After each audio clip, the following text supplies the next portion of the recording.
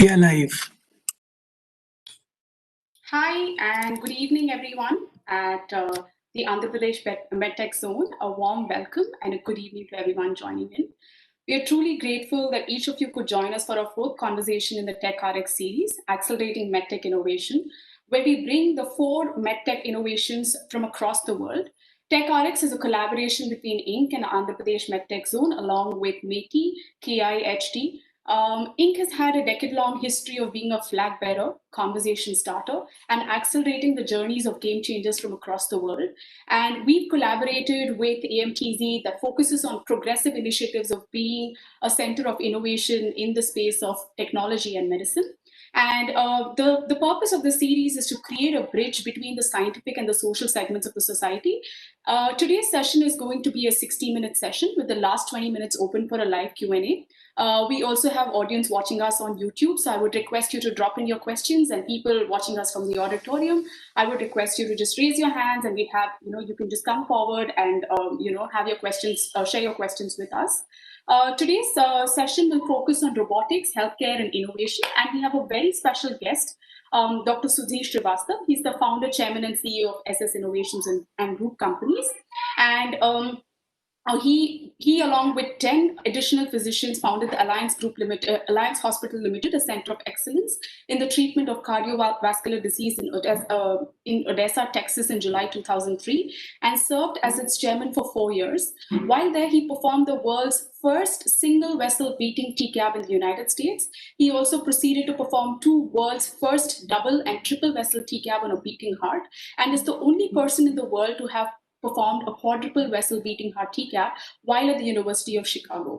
Dr. Srivastava is also an active member of the Society AATS, the International Society for Minimally Invasive Cardiothoracic Surgery, and is the founder of the Robotic Revascularization Society. With that, I would like to call upon Lakshmi, the founder and CEO of Inc., who will be moderating our conversation for today. I would request Lakshmi to turn on a camera. Lakshmi, the stage is yours. Hi, everyone. This is a very exciting partnership for us because one of the things I love is science. Ever since, Carl Sagan's pale blue dot conversation, in some ways, we are all insignificant. I mean, the galaxy with Earth or without Earth is the same. But if we can make an impact, we can keep this Earth be as great as it is to be a beating heart of the galaxy. But if we mess it up, we'll disappear, but Earth will still go on. So the idea is that, for time immemorial, science and technology have come together with human consciousness, with each of us moving forward. We've used science and technology in ways we didn't even know. And when science and society work hand in hand, is when the true innovation happens. Carl Sagan also said that we live in a society exquisitely dependent on science and technology, and yet have clearly arranged things so that almost no one understands science and technology. So we've made it so much about a few scientists and a few technologists understanding it, not as much as our children, our youth, and all of us, no matter which discipline we are in. We have an opportunity to admire and administer science and technology in our day-to-day lives if we understand the essence of it. So the purpose of this series is to bring the most complicated thought and how can we have a conversation about it so it gets into our consciousness in a very deep way, giving us the confidence to create an innovative society in the best possible way. And that's the purpose of the TECHRx series. We've been featuring the most amazing scientific minds on this and discussing about how does it apply to our day-to-day life. I'm Lakshmi Pratury. I'm the CEO of Inc., and I'm delighted to be curating this session, to be in conversation with Dr. Srivastava following his talk. So today, I really want to start with thanking AMTZ for its vision and Dr. Sharma for his enthusiasm to create this series. And AMTZ, is a star in the Andhra Pradesh government ecosystem with the primary vision of enabling startups through research and incubation facilities. I mean, what a novel concept of bringing startups and science together in the most innovative way possible. So, with that, we'll launch the TECHRx series with a video uh, from AMTZ, followed by talk by Dr. Srivastava. Thank you. I'll be back after Dr. Srivastava's talk. Rohan, can you please play the video?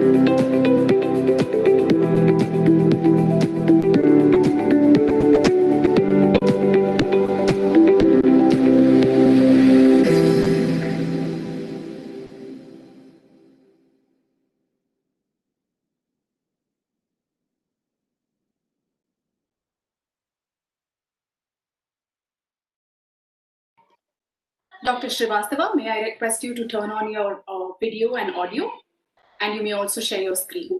Thank you.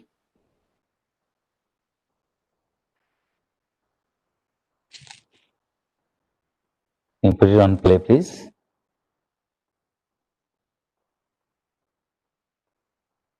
Sorry, doctor. May I request Yes. you to repeat yourself? Yeah. So first of all, I want to really take this opportunity to thank Lakshmi and Vipasha and all the names that you see on the slide here, MTZ, TechRx, Inc., and so on. And really delighted to be part of this session today.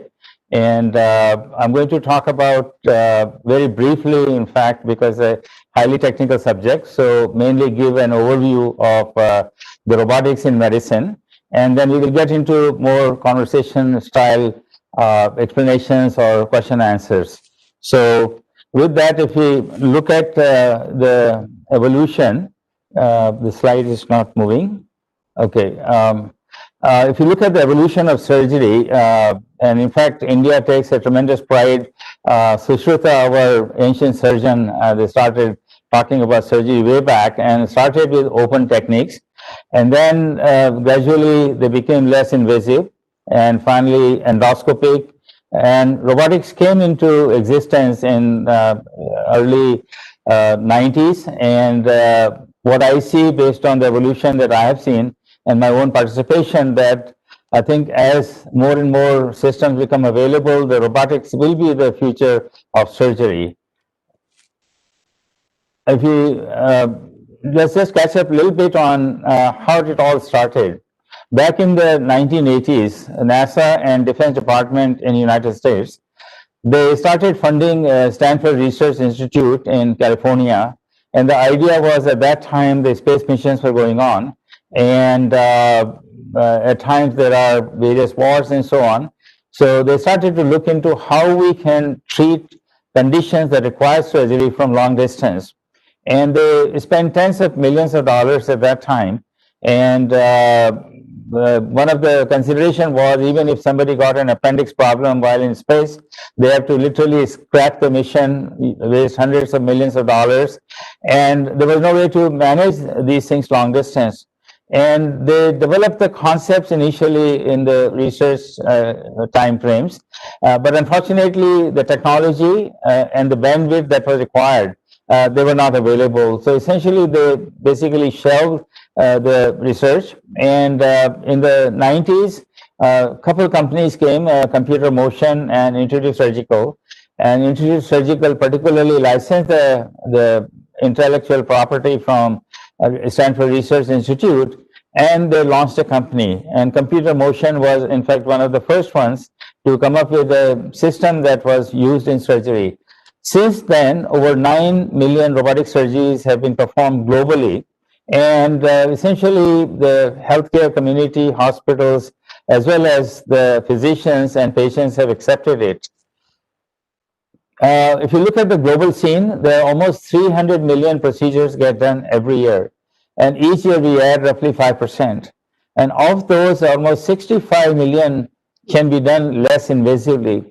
But if you look at the robotic scene, that only about 1 million procedures were done in 2018, and just over 1 million were done, in fact, last year. So it's a very small volume compared to what really the need may be. And so let's look at why there is need for robotic surgery. So robotic surgery can be done through literally tiny fingertip size incisions, what we call ports. And the various attributes of technology, including high definition magnified view up to almost 10 times.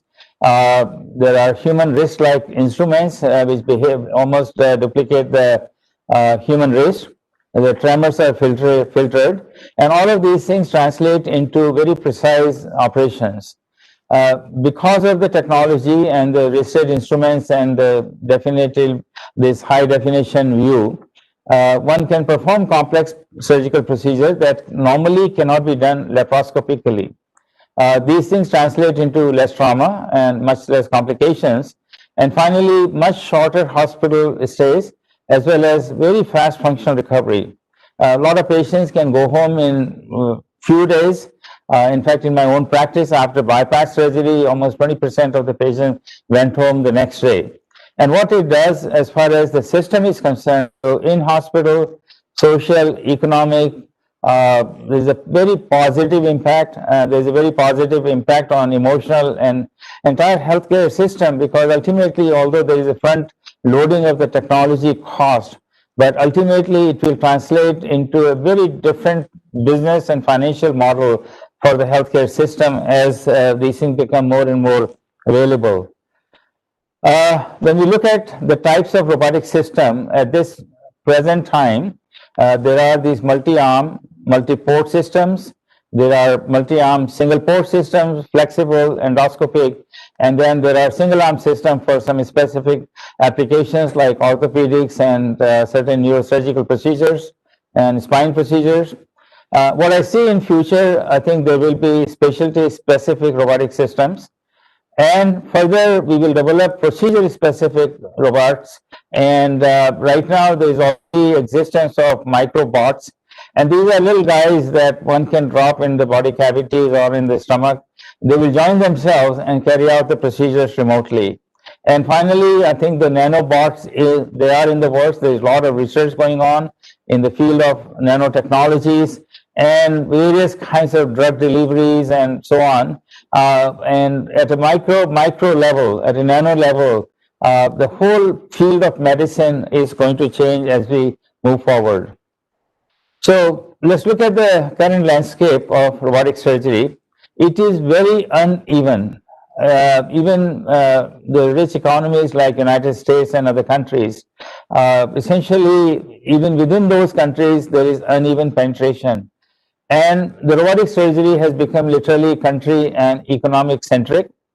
And if you take the US, Europe, and Japan, almost 93% of the installed robotic systems are in these areas. So when we look at the rest of the world, over 6 billion people, there's only 7% penetration.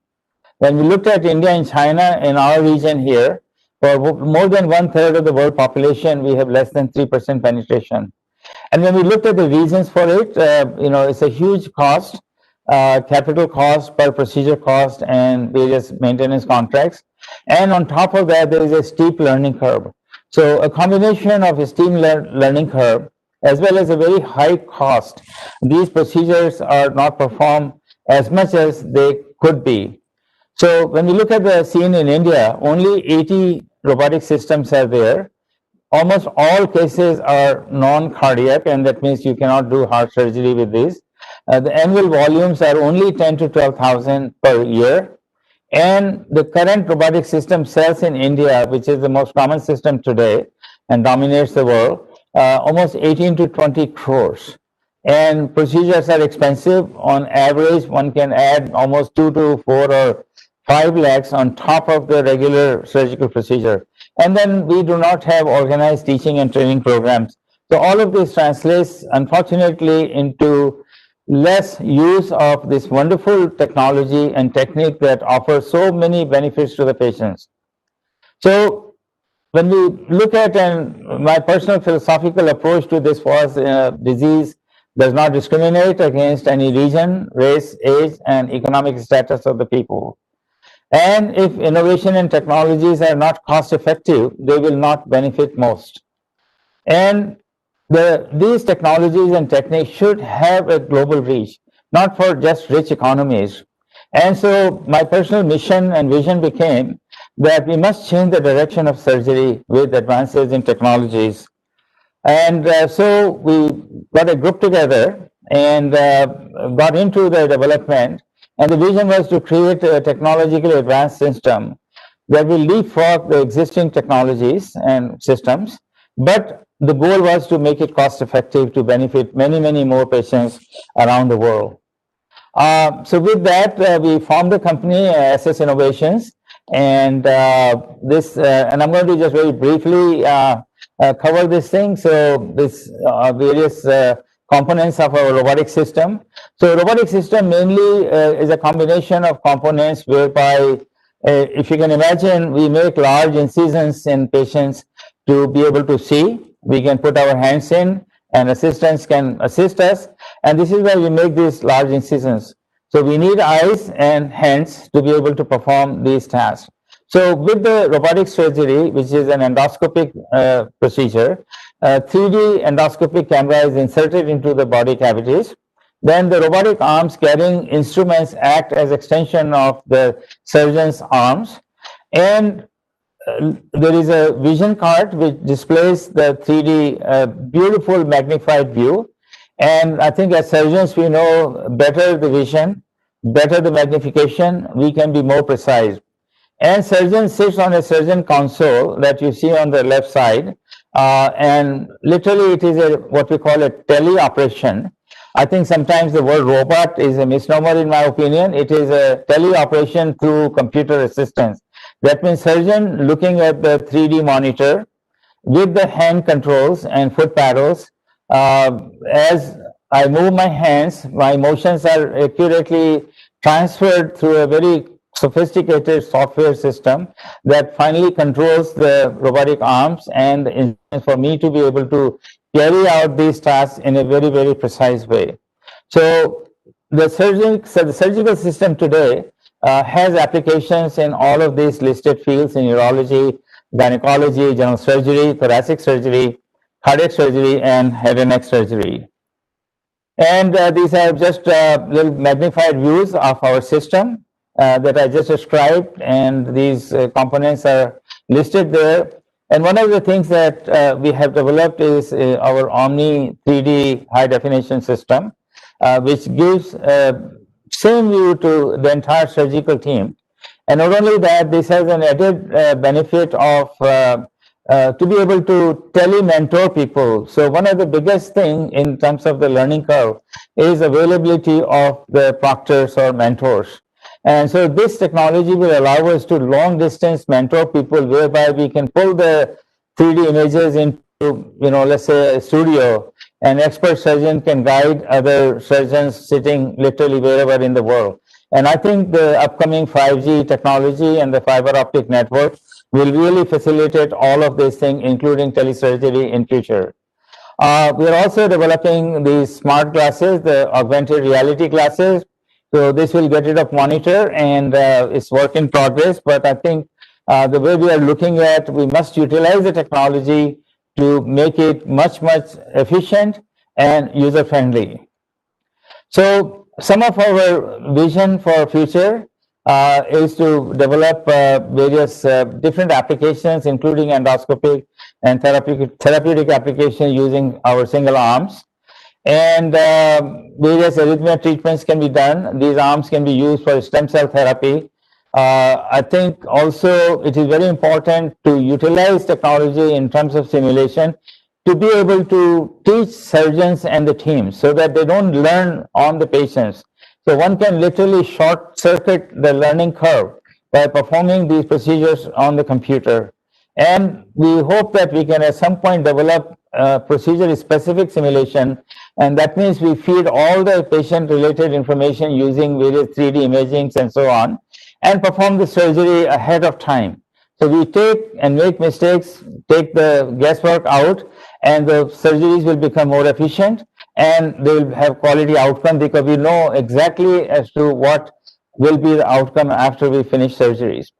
Telesurgery is in the pipeline. Already experiments have been done in various countries, including us. We have used our robotic arm holding an ultrasound probe, and we control this thing 30 kilometers away, and we're able to perform the ultrasound. So I think this will become real. And as the internet speeds are constantly increasing, this will allow us to literally equip our mobile units and decentralize this care.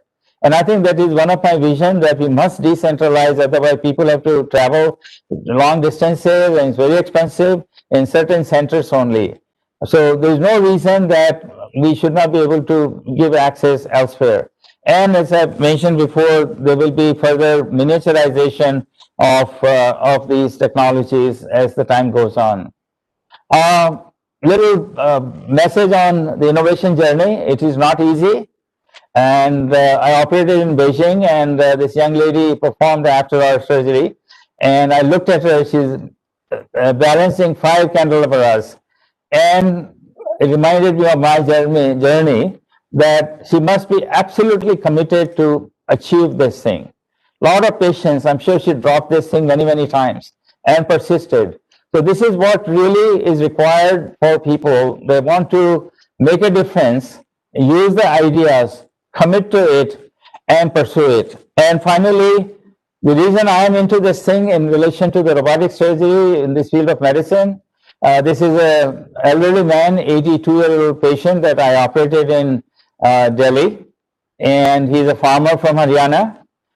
We did 2 bypasses on him robotically, and 2 days later he went home, and a week later he was back on his farm. So really this is what is driving the innovation in relation to the robotics, because we can do same thing and get these patients back to their previous lifestyle. So thank you very much for this part, and we will get into whatever the organizers have planned, so we can get out of it.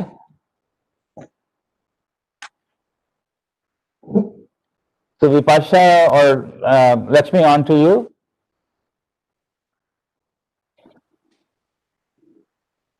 Can you hear me? Yes. Okay, great.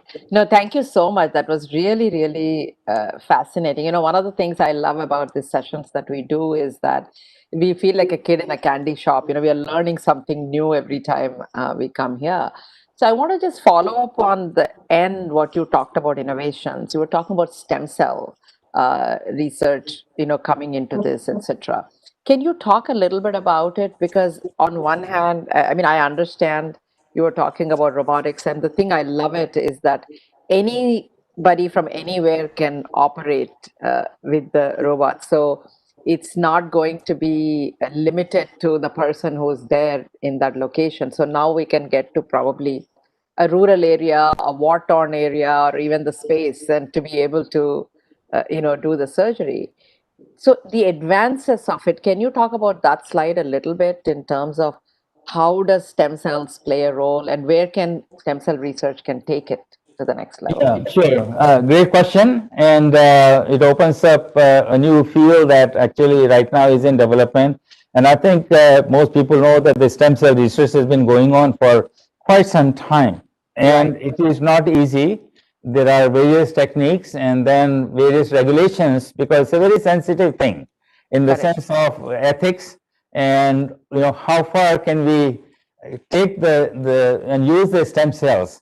And so one has become very, very cautious, and I think the scientists are doing, as to my knowledge, very ethically.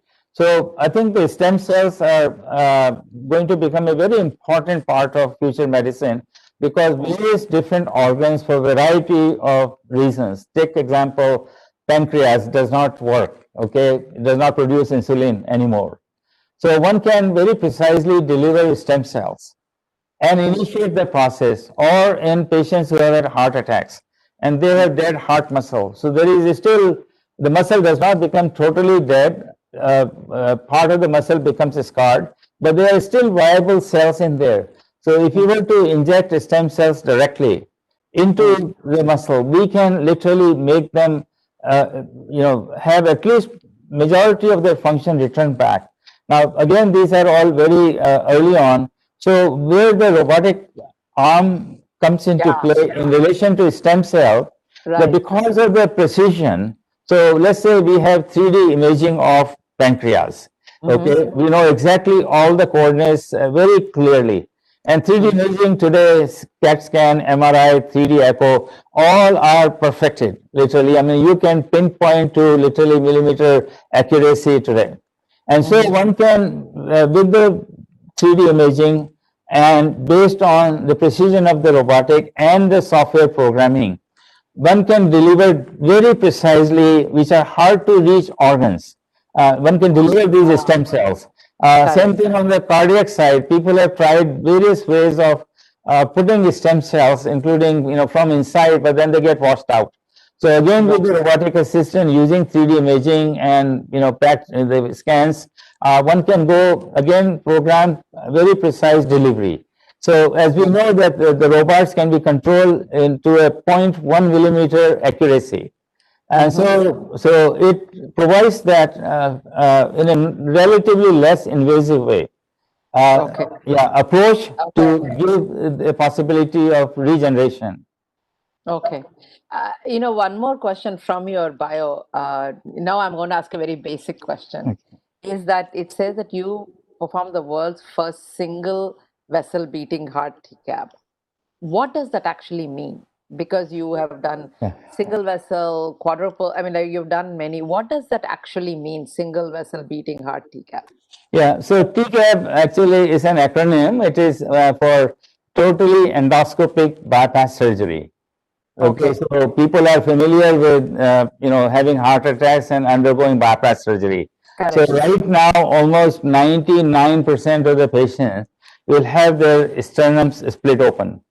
Right. And it is easy for the surgeon, but terrible for the patient because bone healing takes almost 4 to 6 weeks, and then people who are involved in various things. So basically, we were advancing this thing that we can literally go through these fingertip size holes and to do the bypass surgery. So the robotic assistance actually allowed us to do. And so back in the United States, I think it was in 2003 or so, I did the first ever beating heart totally endoscopic bypass surgery. I had the permission from FDA and a cooperative patient who was willing to be the first one. Those things are not easy as a guinea pig, as they say. But we did him actually very successfully. And believe it or not, that patient, being the first one, he went home next day in 23 hours. Wow. And he drove himself from West Texas, where I was, to Arizona, 800 miles away in a week's time. Wow. And I tell you, that was very inspiring. We Yeah. felt that we have achieved our goal of giving patients back their life much, much faster. So basically, yeah, TCAP is total endoscopy bypass surgery. And now, of course, as the experience grew, and as Vipasha talked about, we have done multi vessel, and I've done these things in India. Yes. And so basically, it gives the best possible options to the patients with all the possible complications that can occur with large incisions, they go away. Yeah. So, so far we've learned about how it can be minimally invasive so you can recuperate quickly, and how we can have access to really surgeons from anywhere in the world because there is a remote surgeon operating. And we also talked about, something that you said, which is very important, is that people have a misconception of what robotic surgery is. They think robots Yes. taking over the world, but there is a human hand, human brain, human Yeah. interaction. So it's sort of more a man-machine combination as opposed to machines taking it over. And it was really beautifully, shown in what you're doing. Now, this is all a very complicated system where everything has to work. The internet connection has to work. The connection between the surgeon and the robot has to work. The robot has to function 100%, etc., etc. What are some of the challenges of bringing such a thing to India, where we can't rely on our resources 100%? What are some of the things we need to do? So when you do it, do you always have a backup generator, or how do you make sure it can be successful in India? So it's a great question, and I'll break it up into two parts. One is as to how do you take safety measures while we are doing things, and the other part is how do we do it in India. So maybe I think both are very, very important, and I think various initiatives that are going on, and Make in India or Atmanirbhar Bharat or this AMTZ, this experiment that's going on to really bring medical technologies. I think one of the challenges that India has faced, almost 80% of sophisticated medical equipment comes from outside. Right. And somewhere we have lacked in investing in innovation. We have great talent in the country. Israel is a burning example. We can send, our crafts to Mars, Right. first attempt, okay? But somewhere, we have left behind. And I do not know whether it's the environment or the money that is required, because medical innovations are expensive. Right. And they require a lot of funding. There are regulatory hurdles. You need the engineering talents to put the medical ideas into engineering projects that can be useful and safe. So I think there is a great opportunity in India to really push this. And I think with the government initiative that are ongoing at this point in time, I think the program that you are conducting right now, for instance, hopefully it will create the awareness that yes, it is possible. Right. And so then we need funding, and it's very important to put the financial muscle behind it, because these things take longer time. It's not easy. Results are unknown. Then you still need to get through the regulatory part. Now, as far as coming to the operating room side of things, yes, since we have this as a mission statement, the first most important point is do no harm. Okay, Yes. so Yeah. technologies are great, but they should do no harm to the patient. So we take every precaution, working with the engineers to make sure that it is absolutely safe. And I have this sentence that I tell my engineers: just imagine that this product is going to be used on your.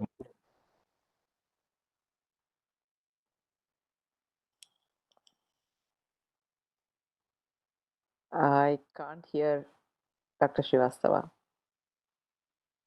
Vipasha, can you hear him? Okay. Battery. Yeah. Now. Yeah. Yeah. Now we Okay. can. Yeah. Sorry, we lost you for a Sorry. second. So let me just repeat what I just said about, so my statement to the engineers is that make it so that you can offer this thing to your mom or your dad Correct. or yourself. So you must do it perfectly. It's a Yeah. very serious responsibility, Yes. ethically also, that anything that touches a human medical device, it must be perfect. So Right. now, keeping that in mind, we have various things while designing, while testing, to take all of these precautions that we make sure that there is a reliability and you Yeah. can repeatedly use without causing problems. Regarding power going out and things like that, most hospitals today have backup generators, and in our case, we always have this uninterrupted power supply UPS attached to the part of the machine. So generally, for a very brief, a minute or two, if the power goes out, these things are always there. They won't let the system go down, and generally, based on the regulation, the power kicks in. And Right. also, these hospitals have dedicated lines. So I Right. think that's a very valid point. But and one thing I think that you have pointed out, that the robot does not do anything on its own. It's a piece Right. of metal with software that the surgeon completely controls. It's an Correct. instrument in surgeon's hand. So yeah, sometimes there is a Yeah. fear. Yeah. Right. And I really want to underscore the point you said in terms of innovation takes a lot of investment upfront. You Yes. cannot do linear investment. You have to do like a huge investment upfront and try 10 different approaches simultaneously because one of them will kick in. And this is one of the things I think has curtailed India from truly exploding on the innovation scene is the lack of upfront investment. And as you said, it's, to us, it was so wonderful meeting Dr. Sharma and seeing AMTZ to see this kind of an investment upfront. So the startups don't have to invest, but they can Yes. use all the equipment that is there. And this precisely what Dr. Sharma said in the first meeting is that India has a great opportunity to be a leader in manufacturing these machines. Right now, we are importing from everywhere. And I think Yes. that's an innovation that's waiting to happen. And we need more such upfront investments. So one of the things I also want to talk about is that, as we gather more and more data, as you're saying, right now maybe we would have done a million, 10 million, 100 million, some numbers of surgeries, but compared to how many millions that are needed, we still are at a small numbers. So what role can artificial intelligence play in this as we get more and more data to become better at robotic surgery? Yes, absolutely. So I think AI now is a buzzword that has Yeah. become literally part of life in every possible field. Yeah. And in medicine, particularly, designing things or data analysis or projecting what may be the potential outcome or what may be the risk, or literally calculating faster than the human brains to literally guide these machines. So I think AI will play a very, very significant role, literally Mm-hmm. on an ongoing basis. Mm-hmm. Whereby, I'll just give you an example. Let's say today patients come from different places to have ultrasound done. Okay, Mm-hmm. we can Mm-hmm. place an ultrasound probe and machine attached to it on a robotic arm. We can completely from long distance control it. Now, within this machine, we can feed all kinds of libraries of a Mm-hmm. perfect image. Mm-hmm. Okay, so now the machine itself will decide based on the information already in there, that every Right. time it is the best result and it's not dependent on technician or somebody messaging at the same time while they're holding a Right. probe. So I think, Right. so I mean, this is just a very simple example, but same thing applies in imaging, same thing applies in all kinds of new treatments that are going to be coming in the pipeline. I think, Mm-hmm. and I envision this thing in the next 20 years or so, the whole cancer treatment will change totally. Right now, Right. we act literally, I would say brutally, pardon the expression, but we Correct. make incision and we take things out. I think Mm-hmm. there will be a time that we will go and just destroy it locally. whereby all kinds of, these artificial intelligence and these calculations that are done on an automated way, it will occur.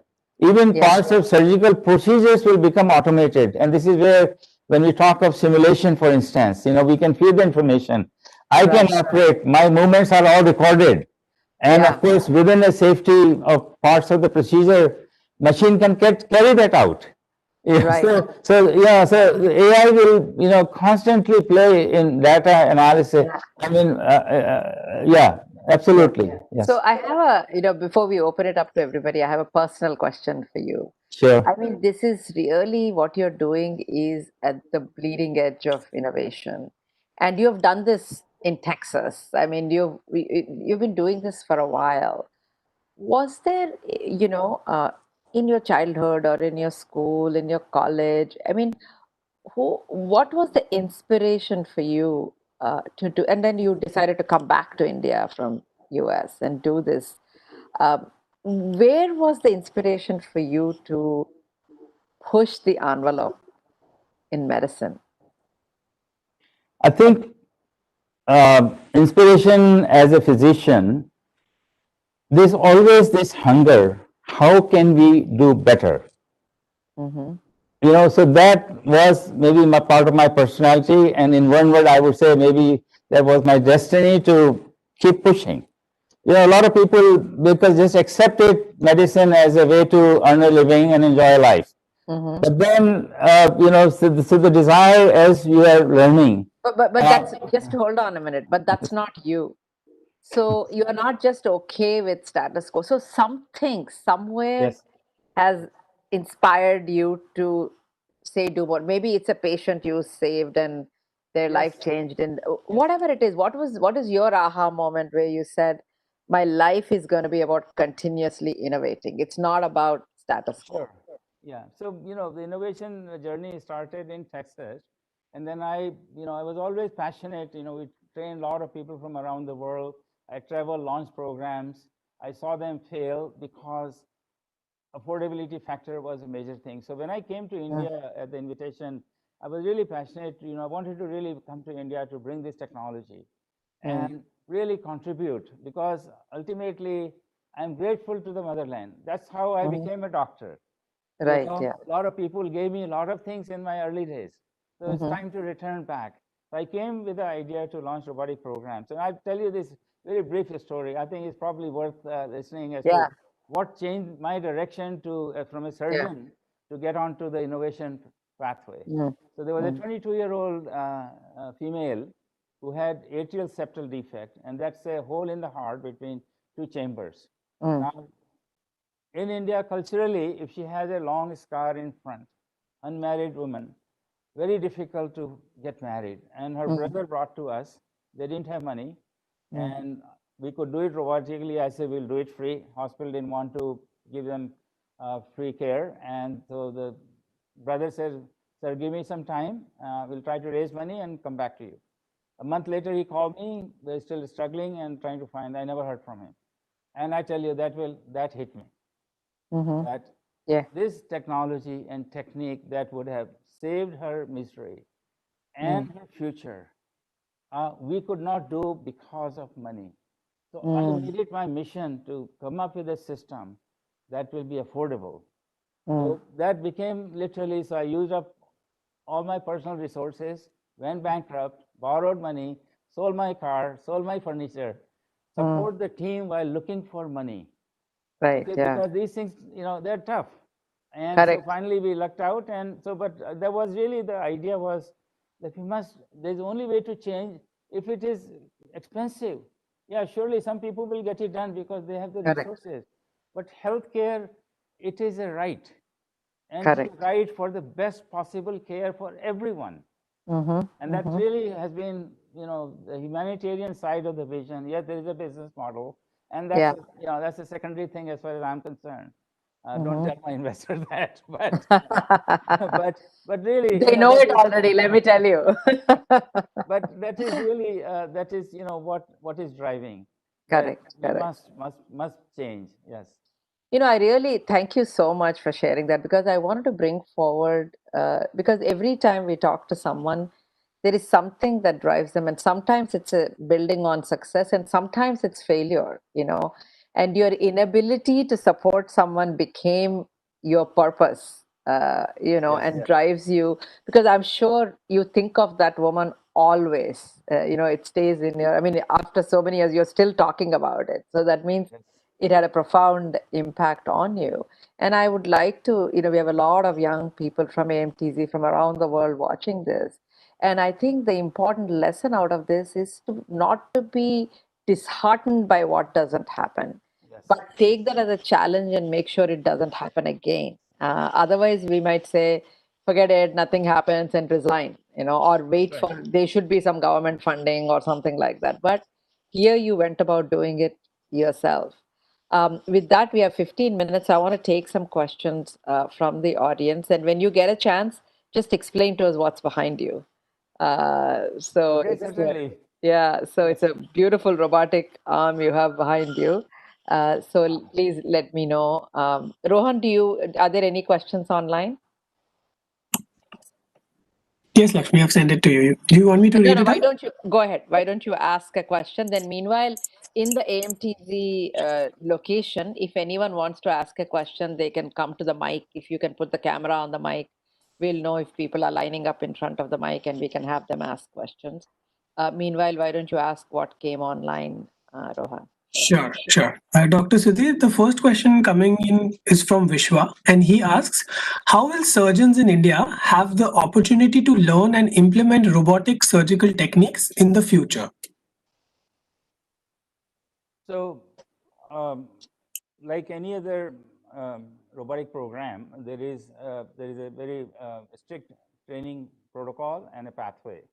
And so people go through formal training on the system, and then they practice hands-on, and uh, and then of course we provide assistance in terms of proctorship. And one of the things that we have at least, and we hope to really implement, the plan is to create what I call Omni Studio. So the system of 3D, we've named it Omni, and so we can utilize this thing literally to guide surgeons sitting wherever, because there's one of the challenges. When I was in US, I will get calls from the companies, come and proctor this and that and so on, and it's just not possible. It's very unpredictable. Schedules change, expensive, and then if you're doing your primary surgeries and so on, you can't just be all over the places. So the technology, I think, will help us to help launch these programs, and also as we develop telesurgery.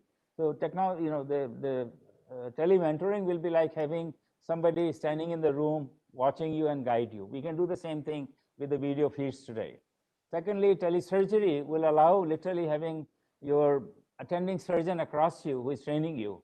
And when you cannot do something, they take over and finish it. So I think this will create a tremendous comfort zone for the surgeons. And I think, I've talked to many surgeons, they're very hungry to learn new things. I mean, that's a desire of a lot of young surgeons. So, and not just young surgeons, the old surgeons like me too. Right. So, Yeah. No, I think it's really inspiring. Is there any question from the audience in AMTZ auditorium? Is there anyone who wants to up I and think ask a somebody's question? coming up, Lakshmi. Pardon? There's somebody walking close to the mic. Hi. Okay. All right.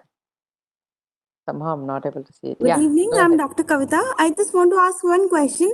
There are psychological barriers associated with robotics. Like if I'm a patient and doctor prescribes a robotic surgery, so there are so many things I'll think whether this will be successful or a robot will, do a surgery. How will it happen? There are so many psychological barriers associated with this technology. So how to counsel a patient, or were there any challenges in on this account when such surgeries were performed previously or they are being performed today? So I just wanted to know yeah, this. no, that's a great question. And, when Thank I'm you. practicing actively, we face this all the time. And fortunately now with the, internet age, it's amazing. And, the children of parents or so on, they have already done the research by the time they come to us. And they have a pile of papers with them in their folder and a list of questions. And so what we did, proactively, we created an education program.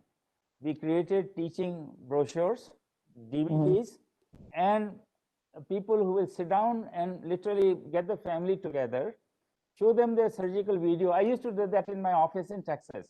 I had a conference room, I had a large screen TV, and we'll play it for them. So this is exactly what we do.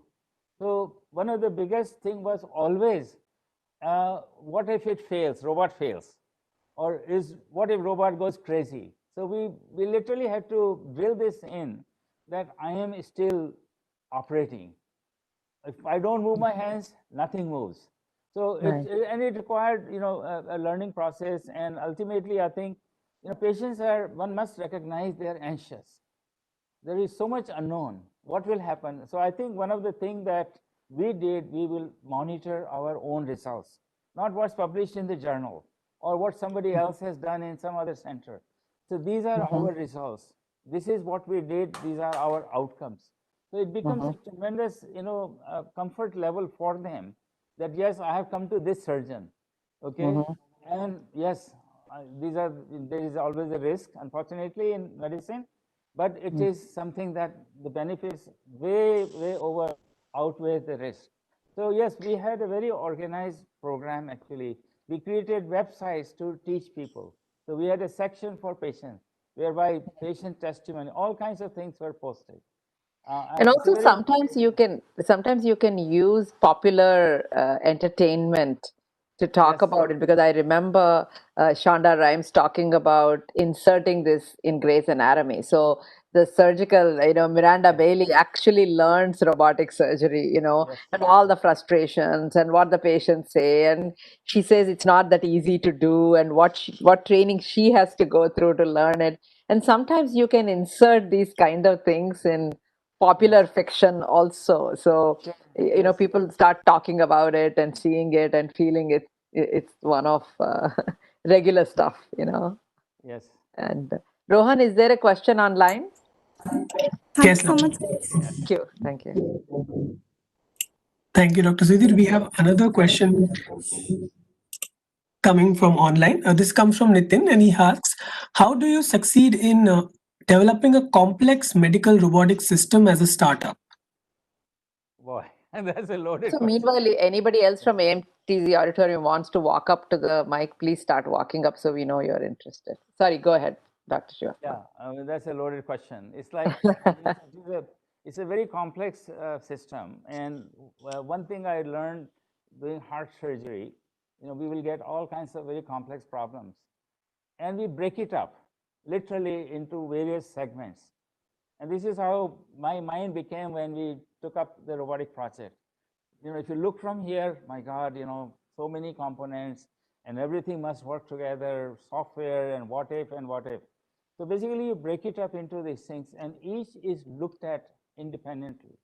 So I think also it is very, very important because in the medical world, it's a great combination that is required of the clinical knowledge or experience and engineering talents. Because sometimes, engineers will make things thinking that it will work, and it doesn't when it is given to the surgeon. So I think, one thing that we moved fairly quickly in this field, mainly because of my literally morning till night involvement with the engineers and constant discussion and brainstorming.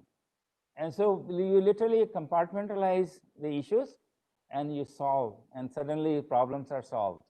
So that is one way that I approached. Of course, I'm aware of companies that have they spent $300 million and the robots are still not there after 7-8 years, including giants like Medtronic and Google and J&J and so on. But I think, what I see, in some of these things lack is this marriage between the clinical team and the engineering team. Very, very crucial.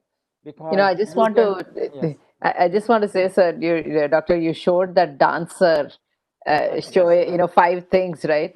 So when I think of you, I think of on one hand, you are an entrepreneurial candelabra. On the other hand, you have a science, then you have research, then you have engineering, and at the end it's the consumer, how to explain, educate the consumer, and you have to do all 5 things at the same time.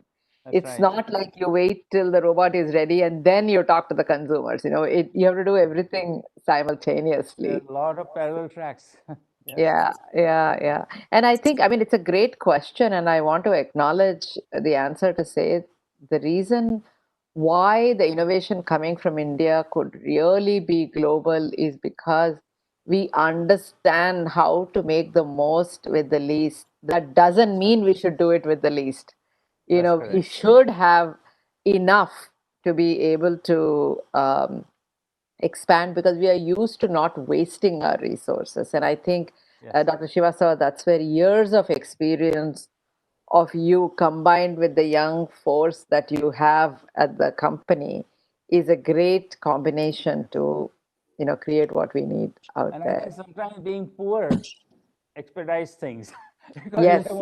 But having said that, we've used this argument many times before, where people say that and say, here is the least amount of money, do something with it. And I always say, no, don't do that. Give them enough to be comfortable, not enough to be extravagant, but enough to be comfortable. In India, we have the other problem of we don't spend enough. So I think we have to learn to spend more on innovation. And one thing, if I may take this liberty, it's like, I would love for more people to materialize their ideas, but do it in a very calculated and stage by stage, because these things cost over $200 million to literally take a product to the consumers at a massive level. Okay, we always start small. We started with $5 million.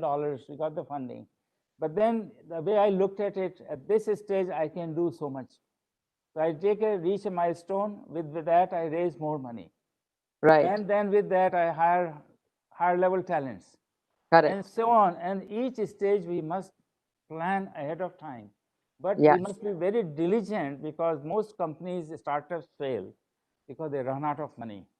Correct. And so one should not take on too many things at one time. Start out small, have a goal, raise more and more. Yeah. Okay. So we have time for one last question. It's 12:20. It's 3 more minutes to go. So please You want me to show the system? let me know if you have any questions.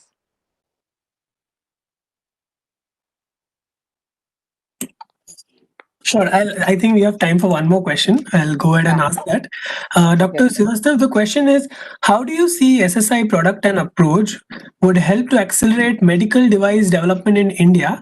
And what are your suggestions for the Indian medical industry? I think if you could serve as an example, that a group of people who are committed, they must have a vision to make a difference. Very, very important. It cannot be casual. It cannot be a job, 9 to 5. And our team works that way, literally. I mean, I won't get into it, because tomorrow we'll ask for holidays. But it is really, the commitment. Hopefully, we can inspire others that if you have ideas, don't give up. That's the most important thing, is don't give up. And I think the way I see, any good idea ultimately will get the funding. Yeah. So, when you talk of India, because we have lagged behind in, putting money upfront in innovation, because long gestation periods and uncertainties. But if you don't do it, and I think there should be really a government and innovator partnership. I know, I think funds have been created. I think it is time that we put them to use, actually. Correct. Figure out a way to make these things available, have committees who can screen the ideas, look at what do we need in the country to be, Atmanirbhar. We must do that, because otherwise we'll keep talking, and year after year will go by, and the same story will be. So somewhere we got to say it is not then, but it is now. Right. I think that should be the approach. And, really, I want to wrap up by saying, Dr. Srivastava, last week we did a conference all on AI, AI in health, AI various things.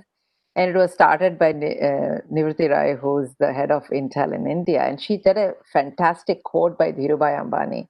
What it says is that it's important to dream big, but you have a choice of either you pursue your dream or you service somebody else's dreams, you know. And for the last 20 years, we have 25 years, we built an amazing technology industry in India that was serving somebody else's dreams.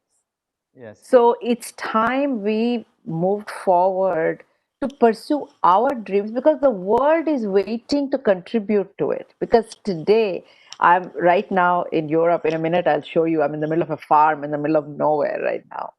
And around the world, wherever I talk to people, they want to be part of the India dream. They want to make a difference to a billion people. But unless we have a dream and say, this is what I'm doing, nobody will come to work with us. We can't do this alone. I mean, we need the best minds from around the world to come together. So it's very inspiring, Dr. Srivastava, to see how you and Dr. Sharma, all of you at AMTZ, all the many companies that are there, are focusing on creating a national dream for us and bring the best minds from all over the world, people like you coming back from different parts of the world to make it happen. And this is why we are excited about this TECHRx series. This is every month we'll be featuring a conversation like this. So please be part of it, share this with your friends, and make sure everybody knows what it takes to make it happen. And I want to summarize, Dr. Srivastava, to say that it's not enough to have a dream. You need to have the experience, the diversity, because in your company you have engineers, you have web designers, you have the doctors, you have all sorts of people, to have the diversity of thought, diversity of gender, diversity of age, diversity of experience, to make it happen. So really want to congratulate you and thank AMTZ for making this series possible to do this with us. And we'll be back again next month. Please watch out for our social media for this. So thank you, Lakshmi. thank you. I mean, it's been wonderful. And Thank if you. I can say one sentence to Sure. appreciate my great team in India, in China, literally all over the world, we have highly talented people, because I could not do it alone. And Yes. our investors, we've raised a lot of money, and I want to really thank because for their trust, actually, they put, Yes. so we can bring something that Yeah. will help people in a very different way. And thank you for this opportunity. Yes. Sure. And just everyone remember this visual that you have of the robot in the background, but a human at the center. That's the future of robotic surgery. It's not machines taking over. It's the brain of a human being and the robotic arms working together. So it's a beautiful visual. Thank you so much for doing this out of your lab, Dr. Srivastava. Thank you, everybody. Namaste. We'll be back next month. Bye-bye. Bye-bye.